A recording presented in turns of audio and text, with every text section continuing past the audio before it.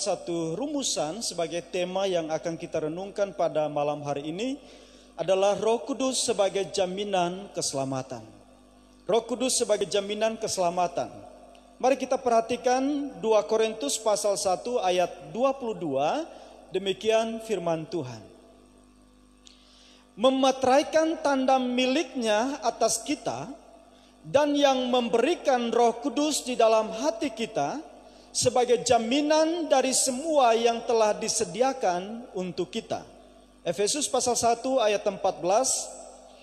Dan Roh Kudus itu adalah jaminan bagian kita sampai kita memperoleh seluruhnya, yaitu penebusan yang menjadikan kita milik Allah untuk memuji kemuliaannya. Mari kita berdoa.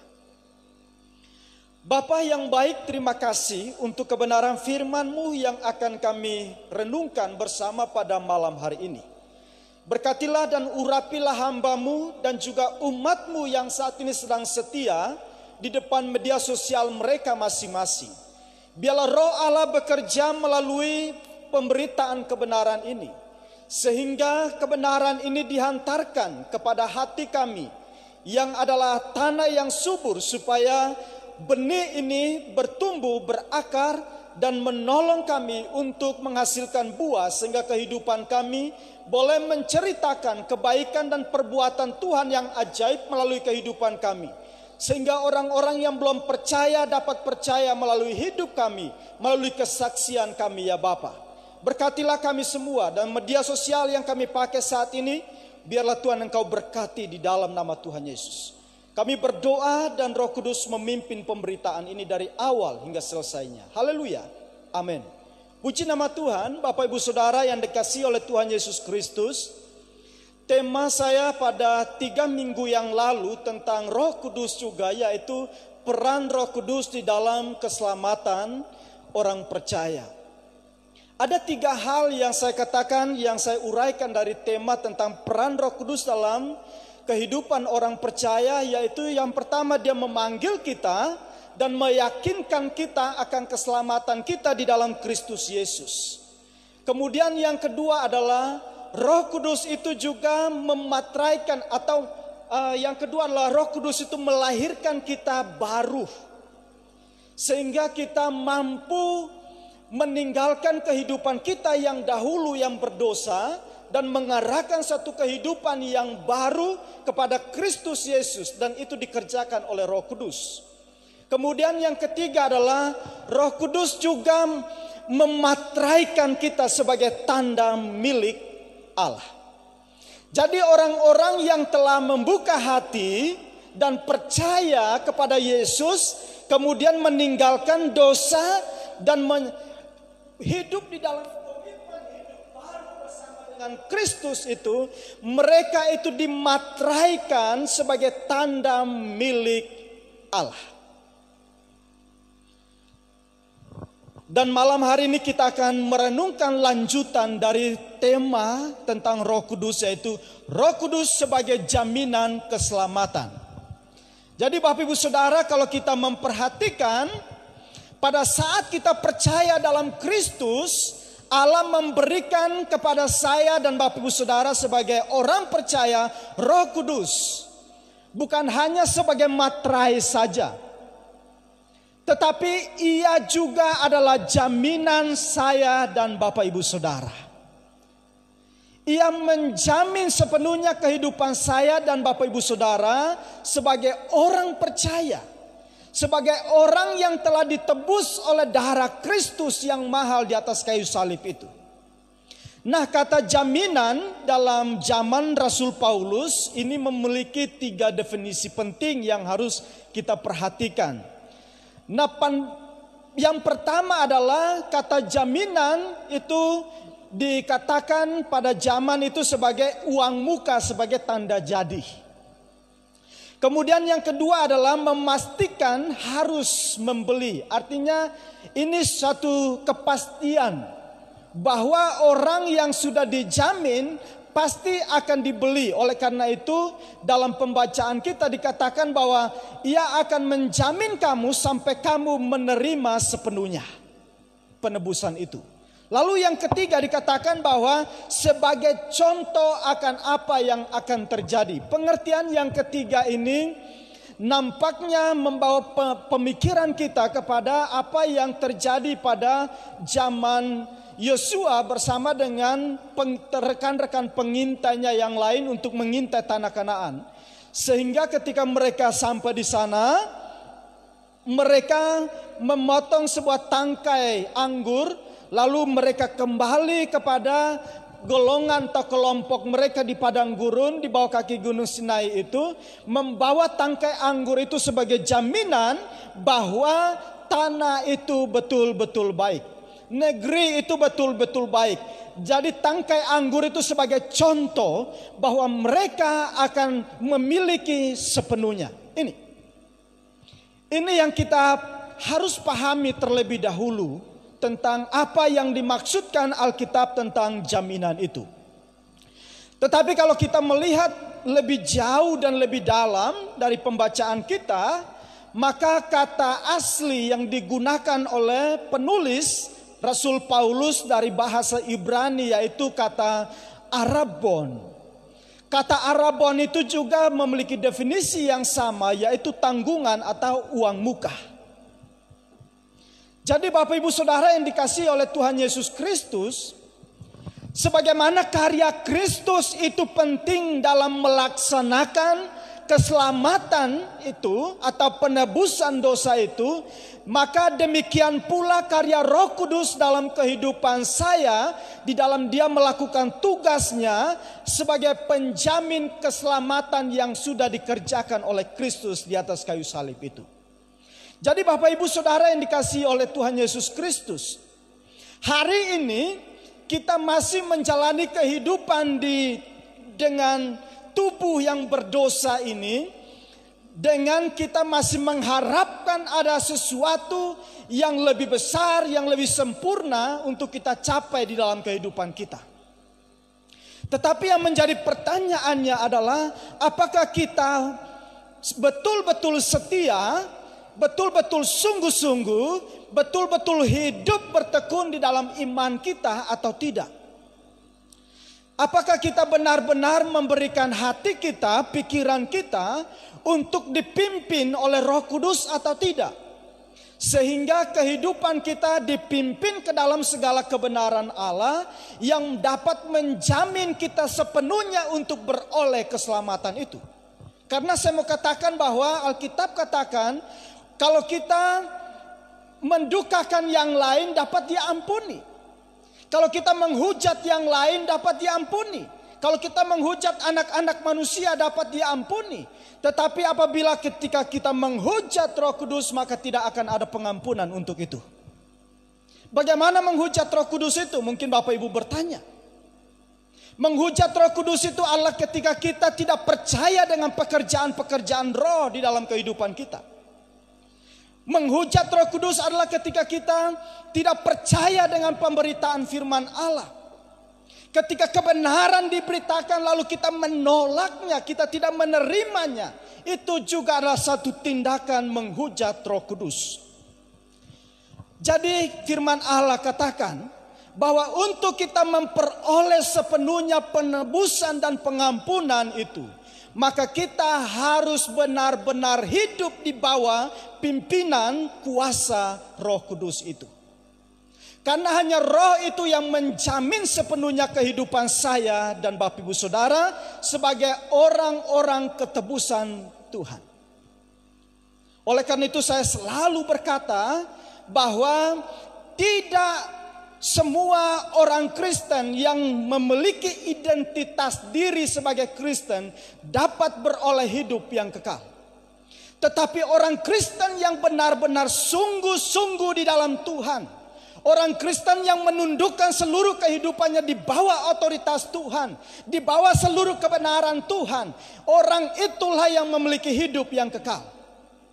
Karena apa? Karena orang yang menyerahkan hidupnya kepada Tuhan dengan sungguh-sungguh akan dimampukan oleh Roh Kudus untuk dia hidup di dalam kebenaran Allah.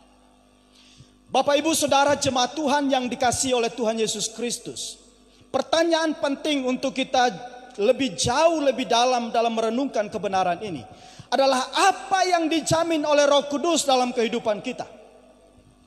Apa yang dijamin oleh Roh Kudus selama saya dan Bapak Ibu Saudara jemaat Tuhan dalam kita masih menjalani kehidupan kita di dunia yang berdosa ini. Yang pertama yang dijamin oleh Roh Kudus adalah pengharapan iman kita kepada Kristus. Pengharapan iman kita kepada Kristus itulah yang dijamin oleh Roh Kudus sebagai DP-nya, sebagai uang mukanya. Sebelum kita memperoleh seluruh kesempurnaan penebusan itu di dalam Kristus Yesus. Ini adalah pekerjaan Roh. Oleh sebab itu Bapak Ibu Saudara jemaat Tuhan yang dikasihi oleh Tuhan Yesus Kristus, Efesus pasal 1 ayat 14 berkata begini, dan Roh Kudus itu adalah jaminan bagi kita sampai kita memperoleh seluruhnya, yaitu penebusan yang menjadikan kita milik Allah untuk memuji kemuliaannya. Ada dua hal yang kita harapkan yang terjadi di dalam kehidupan kita, dan itulah yang diteguhkan oleh Roh Kudus apabila kita benar-benar menyerahkan hidup kepada Kristus. Yang pertama adalah menjadi milik Allah sepenuhnya. Menjadi milik Allah sepenuhnya, itulah yang saya dan Bapak Ibu Saudara harapkan di dalam kehidupan ini. Menjadi milik Allah sepenuhnya itulah yang saat ini sedang kita nantikan.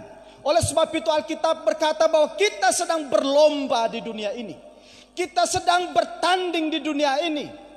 Jadi siapa yang dapat setia di dalam imannya, dia yang akan mampu menyelesaikan pertandingannya dengan sungguh-sungguh, dengan penuh kemenangan di dalam Kristus Yesus. Alkitab mengatakan tentang penebusan. Kata penebusan berarti pembebasan dari kutuk, hukuman, dan pemuliaan diri kita. Pemuliaan diri saya dan Bapak Ibu Saudara ditata ke pengadilan Allah. Sehingga kembali diperkenankan oleh Allah.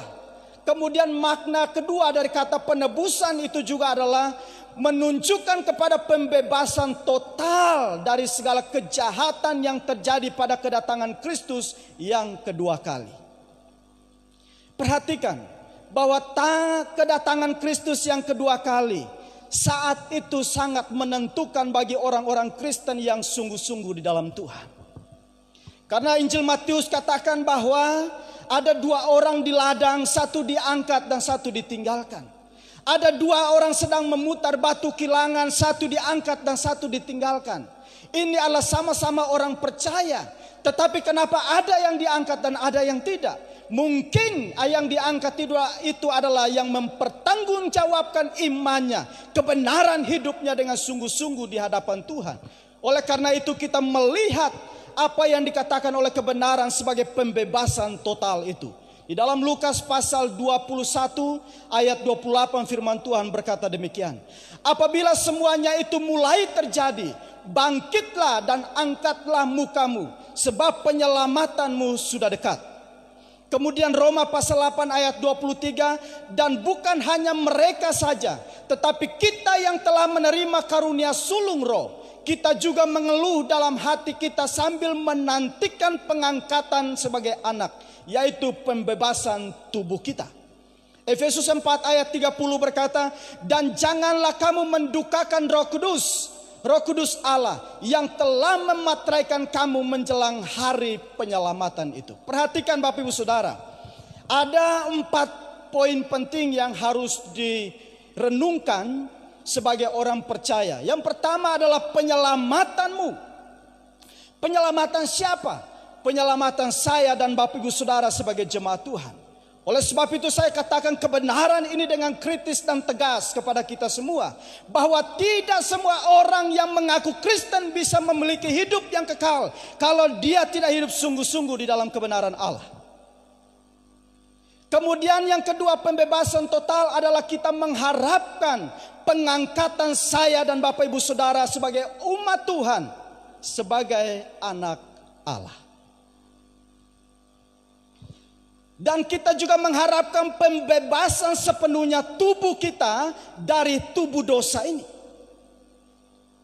Dan kita rindu ketika Kristus datang. Dia benar-benar melihat kita sebagai milik Allah karena materai yang telah dikerjakan oleh Roh Kudus sebagai jaminan keselamatan itu. Bapak Ibu Saudara jemaat Tuhan yang diberkati oleh Tuhan, ini yang kita nantikan dalam kehidupan kita. Ini yang kita harapkan dalam kehidupan kita, yaitu kesempurnaan kita menunjukkan bahwa Ia adalah jaminan bagi keselamatan maupun berkat-berkat yang lain, termasuk berkat kerajaan sorga, hidup kekal yang menjadi penantian kita. Roh Kudus menyebabkan kita bisa pasti bahwa berkat-berkat di atas akan kita terima dengan sempurna dalam kehidupan kita, ketika kita benar-benar menyerahkan hidup dengan sungguh-sungguh dalam pimpinannya. Dengan kata lain, saya mau katakan kepada segenap umat Tuhan, jemaat Tuhan, bahwa Roh Kudus merupakan jaminan bagi kita, bahwa keselamatan orang yang benar-benar percaya kepada Kristus adalah pasti. Itu yang dikatakan oleh Rasul Paulus dalam suratnya kepada jemaat di Roma. Keselamatan orang yang benar-benar percaya kepada Kristus itu adalah pasti. Tetapi orang yang menjalani kehidupan kekristenannya masih penuh dengan kompromi dengan nilai-nilai dunia ini, dengan sistem dunia ini yang jahat, saya mau katakan bahwa itu masih diragukan. Dengan tegas saya mau katakan kebenaran ini kepada diri saya, kepada kita semua jemaat Tuhan, bahwa kita harus benar-benar memperhatikan kehidupan kita dalam kita jalani hidup ini di dunia ini. Kita tidak sedang menjalani satu kehidupan yang penuh dengan kehampaan, tetapi kita sedang menjalani satu kehidupan yang penuh dengan kepastian di dalam Kristus Yesus. Inilah yang dijamin oleh Roh Kudus ketika kita benar-benar menyerahkan hidup kita di bawah otoritas pimpinannya, sehingga Dia menuntun kita ke dalam segala kebenaran, dan kebenaran itulah yang memerdekakan kita dari dosa kita. Tanpa kebenaran di dalam hati kita, dalam pikiran kita, maka tidak ada kemerdekaan sejati bagi orang yang mengatakan bahwa dirinya Kristen. Tetapi hanya dengan kebenaran yang diteguhkan di dalam hati dan pikiran kita, itulah yang benar-benar akan dituntun kepada kemerdekaan yang Kristus maksudkan, yang Rasul Paulus maksudkan di dalam tulisannya di dalam Injil, dalam surat Roma. Bapak Ibu Saudara yang dikasihi oleh Tuhan Yesus Kristus, apalagi yang dijamin oleh Roh Kudus? Yang kedua adalah Roh Kudus menjamin kita menerima tubuh kemuliaan, yaitu tubuh rohani. Saat ini kita masih menghidupi tubuh jasmani yang penuh dengan dosa ini. Tetapi tubuh jasmani yang penuh dengan dosa ini, yang menghidupi segala kebenaran Allah, akan dituntun kepada suatu kesempurnaan tubuh rohani yang penuh dengan kemuliaan pada kekekalan nanti. Oleh karena itu 2 Korintus pasal 5 ayat 5 berkata, tetapi Allah lah yang justru mempersiapkan kita untuk hal itu, dan mengaruniakan Roh kepada kita sebagai jaminan segala sesuatu yang telah disediakan bagi kita. Perhatikan, Roh Kudus mengerjakan, mempersiapkan kita untuk hal itu, kata firman Tuhan. Hal apa yang disiapkan oleh Roh Kudus? Hal yang disiapkan oleh Roh Kudus, yang dikerjakan oleh Roh Kudus adalah mempersiapkan kita bagi suatu tubuh yang baru, bagi suatu kehidupan yang baru. Roh dalam hidup kita adalah jaminan Allah bahwa kita akan menerima tubuh rohani pada saat kedatangan Kristus yang kedua kali nanti. Kita akan kembali hidup sama seperti waktu Adam dan Hawa diciptakan di Taman Eden. Waktu mereka telanjang, mereka tidak merasa malu. Mereka bisa menembus ruang dan waktu tanpa dibatasi oleh apapun. Dan Injil Matius juga mencatat bahwa kita akan hidup seperti malaikat di sorga. Oleh sebab itu, saya mau katakan kepada kita semua umat Tuhan, bahwa tubuh kemuliaan itu berbicara tentang kualitas yang lebih baik dari kualitas yang saat ini sedang kita hidupi di dunia ini. Tuhan menyediakan satu standar kualitas tubuh yang lebih baik bagi kita. Di mana ketika kita hidup di dalamnya, kita hidup untuk menyenangkan Allah. Kita hidup untuk memuliakan Allah. Oleh karena itu Bapak Ibu yang dikasihi oleh Tuhan Yesus Kristus, kalau kita melihat 2 Korintus pasal 5 ayat yang ke-1, maka saya mau katakan bahwa itulah yang merupakan gambaran di mana tubuh yang kita hidupi sekarang ini, tubuh yang fana ini, tubuh yang masih berdosa ini, dunia yang masih berdosa ini, penuh dengan kesusahan, penuh dengan kesulitan, penuh dengan sakit penyakit. Tetapi tubuh kemuliaan yang nanti akan Allah karuniakan kepada kita, tidak ada lagi ada air mata di sana, tidak ada lagi sakit penyakit di sana, tidak ada lagi penderitaan di sana. Tapi yang ada adalah puji-pujian dan hormat kepada Allah. Karena tubuh ini adalah kemah yang sementara kita tinggali ini akan dibongkar. Dan dia akan membawanya kembali untuk diperbaharui menjadi tubuh rohani yang penuh dengan kemuliaan. Kenapa harus diubah? Kenapa enggak hanya tubuh ini langsung saja dibawa untuk masuk? Tidak.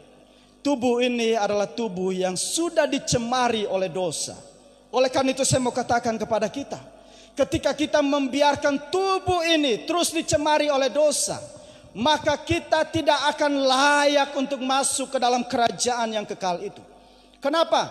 Karena firman Tuhan katakan dalam pembacaan kita di 2 Korintus pasal 5 ayat yang pertama itu, bahwa yang layak untuk masuk ke dalam kerajaan sorga adalah tubuh kemuliaan yang diperbaharui oleh Allah. Hanya tubuh kemuliaan atau tubuh rohani yang dapat layak masuk ke tempat kediaman di sorga. Hanya tubuh kemuliaan dan tubuh rohani yang dapat layak menerima tempat kediaman yang kekal yang Allah sebutkan di dalam 2 Korintus 5 ayat yang pertama itu.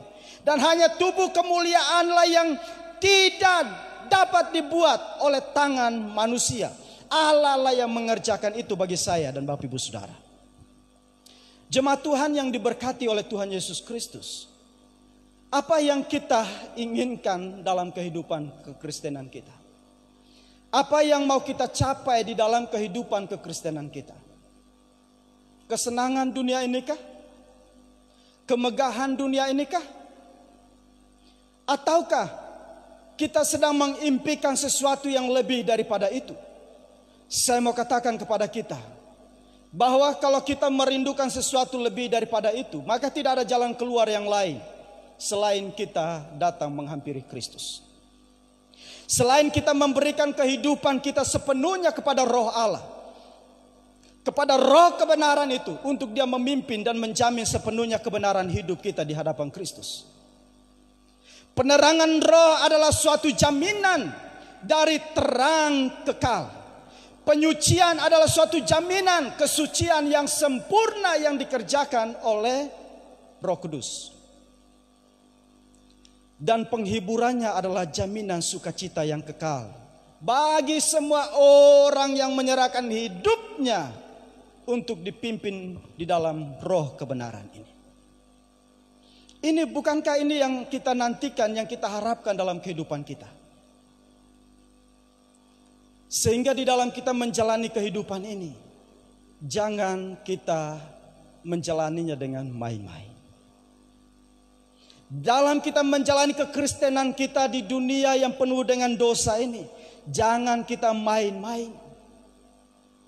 Karena kita tidak pernah tahu kapan waktunya dan saatnya tiba. Jangan-jangan ada di antara kita yang masuk keluar gereja, tetapi pada akhirnya dia ditinggalkan. Injil Matius katakan bahwa pada waktu itu banyak orang berkata, Tuhan, Tuhan, aku sudah mengerjakan mujizat demi nama-Mu. Tuhan, Tuhan, bukankah aku sudah melakukan pekerjaan-Mu? Tuhan, Tuhan, bukankah aku sudah setia di dalam persekutuan-Mu? Ya, kamu setia, tapi hatimu tidak pernah engkau serahkan kepada Tuhan untuk Roh Allah tinggal dan berdiam di dalamnya. Ini yang dikatakan oleh kebenaran. Mempelajari kebenaran ini membuat hendaknya hati dan hidup kita terus diserahkan untuk diperbaharui sampai penyempurnaan pembaharuan itu tiba nanti. Inilah yang dijamin oleh Roh Kudus apabila kita benar-benar menyerahkan seluruh kehidupan kita ke dalam pimpinan kuasanya. Lalu yang ketiga, yang dijamin oleh Roh Kudus adalah kesaksiannya tentang status kita. Kita tahu bahwa Alkitab mengatakan bahwa Roh Kudus adalah saksi bagi penyempurnaan penebusan Yesus Kristus bagi kita di sorga nanti. Persoalan dunia ini akan dipertanggungjawabkan di sorga nanti. Di bema, di tata putih, di tata pengadilan Allah. Siapa yang menjamin kita ketika iblis juga hadir di sana sebagai pendakwa? Karena bema itu adalah tempat di mana orang jahat, orang benar semua dikumpulkan di sana. Untuk apa? Untuk diadili. Untuk apa? Untuk diberikan mahkota, untuk diberikan kehidupan kualitas yang baik. Tetapi iblis juga hadir di sana sebagai apa? Sebagai pendakwa. Jadi ketika kita tidak benar-benar menjalani kehidupan kekristenan kita di dunia ini dengan sungguh-sungguh, maka iblis masih punya kesempatan untuk mendakwa kita di sana. Tetapi ketika kita sudah menyerahkan hidup kita dengan sungguh-sungguh kepada Kristus, Roh Kuduslah yang akan menjadi pembela bagi kita. Roh Kuduslah yang akan menunjukkan status kita sebagai anak Allah yang sudah ditebus dengan darah Kristus yang mahal itu. Bapak Ibu Saudara yang dikasihi oleh Tuhan Yesus Kristus, Ibrani pasal 10 ayat 15 sampai dengan ayat 17 berkata begini. Ayat 15 berkata, dan tentang hal itu Roh Kudus juga memberi kesaksian kepada kita. Sebab setelah ia berfirman, inilah perjanjian yang akan kuadakan dengan mereka sesudah waktu itu. Ia berfirman pula, aku akan menaruh hukumku di dalam hati mereka dan menuliskannya dalam akal budi mereka. Dan aku tidak lagi mengingat dosa-dosa dan kesalahan mereka. Ayat 17 merupakan ayat yang diambil oleh penulis Ibrani dari Yeremia 31 ayat 34 itu. Benar bahwa orang yang benar-benar menyerahkan hidupnya kepada Kristus dan hidup sungguh-sungguh di dalam penebusan Kristus, dikatakan bahwa mereka itulah tidak diingat-ingat lagi dosanya, tidak diingat-ingat lagi kesalahannya. Tetapi bagaimana dengan mereka yang hanya separuh hidupnya saja yang dipersembahkan kepada Tuhan? Mereka itulah yang menjadi makanan empuknya iblis untuk didakwa di bema itu. Karena disitulah iblis menyingkapkan segala dosa di sana. Jadi ketika kekristenan tidak dihidupi sesuai dengan nilai-nilai kebenaran, maka saya mau katakan bahwa iblis masih punya kesempatan untuk mendakwa saya dan Bapak Ibu Saudara di tata pengadilan Allah. Bapak Ibu yang dikasihi oleh Tuhan Yesus Kristus, tetapi ketika kita benar-benar menyerahkan hidup kita dengan sungguh-sungguh kepada Allah, maka hal yang disaksikan Roh Kudus di tata pengadilan Tuhan itu adalah penyempurnaan penebusan Yesus Kristus bagi kita. Roh Kudus akan menyaksikan kepada semua pendakwa itu. Roh Kudus akan menyaksikan kepada semua orang-orang jahat yang hadir di tata pengadilan Allah itu, bahwa pengorbanan Yesus satu bagi semua dan satu kali untuk selama-lamanya bagi orang yang telah percaya dengan sungguh-sungguh kepadanya. Oleh karena itu, siapa di dalam Kristus, dia adalah ciptaan baru. Tetapi siapa yang di luar Kristus, dia akan binasa. Siapa yang benar-benar hidup di dalam kebenaran Kristus, dia adalah ciptaan yang baru, kata firman Tuhan. Kenapa? Karena kebenaran itu telah memerdekakan kehidupannya dari dosa oleh pengorbanan Kristus yang satu kali terjadi untuk selamanya. Kemudian hal yang kedua yang akan disaksikan oleh Roh Kudus di tata pengadilan itu adalah kita telah menjadi anak-anak Allah oleh iman kepada Yesus Kristus dan pekerjaannya di kayu salib. Ini yang akan disaksikan oleh Roh Kudus. Dan itu yang juga dijamin oleh Roh Kudus, bahwa kita adalah milik Allah. Bahwa orang yang benar-benar percaya adalah milik Allah.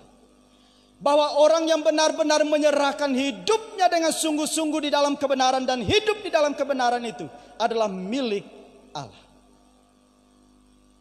Galatia 4 ayat 6 dan 7 berfirman Tuhan berkata, dan karena kamu adalah anak, maka Allah telah menyuruh roh anaknya ke dalam hati kita, yang berseru, yang memampukan kita, yang menolong kita untuk memanggil namanya dengan kata, ya Aba, ya Bapa. Di dalam setiap doa dan pujian kita, di dalam setiap pengagungan kita, roh inilah yang memampukan kita untuk memanggil namanya dalam ketidaksempurnaan kita. Kita dinyatakan sebagai anak Allah oleh roh Allah. Oleh kesaksian roh, kita dapat berseru dalam hati kita tentang Dia sebagai milik kita. Tentang Dia sebagai Bapa kita yang kekal. Dan saya mau katakan, ini adalah proklamasi kemerdekaan kita di hadapan tata kemuliaan Allah. Ketika iblis tidak lagi bisa mendakwa kita di bema itu, di tata kemuliaan Allah itu. Itulah proklamasi kemerdekaan sejati yang dikerjakan oleh Roh Kudus bagi kita. Roh Kudus akan membela kita dengan sungguh-sungguh, sekalipun iblis akan juga mendakwa kita dengan segala tuduhan-tuduhan nanti di bema itu. Tetapi ingat bahwa pembela kita, penjamin kita akan menunjukkan keistimewaan dari kekayaan pengorbanan Kristus. Darah Kristus yang telah dicurahkan dengan sempurna untuk menebus saya dan Bapak Ibu Saudara. Pertanyaan saya bagi kita semua sebagai orang Kristen, sebagai orang percaya, mungkin dari sejak lahir, masihkah kita mau memperbudak kehidupan kita di bawah kuasa dosa?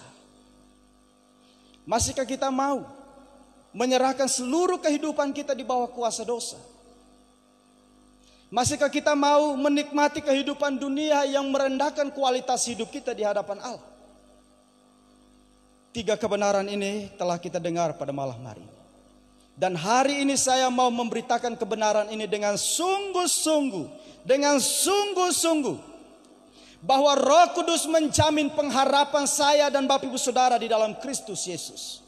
Bahwa Roh Kudus menjamin tubuh yang baru yang akan dikaruniakan kepada kita ketika kita menyelesaikan pertandingan di dunia ini. Tubuh kemuliaan, tubuh rohani yang tidak dapat dibatasi oleh ruang dan waktu. Tubuh yang tidak lagi mengenal makan dan minum. Tubuh yang tidak mengenal lagi soal penderitaan, soal sakit penyakit. Tetapi tubuh yang penuh dengan kemuliaan. Sehingga kita bebas kapan datang menghampiri Allah. Memandang Dia, melihat Dia dalam segala kemuliaannya. Bahwa Roh Kudus juga bersaksi bersama dengan roh kita bahwa kita sepenuhnya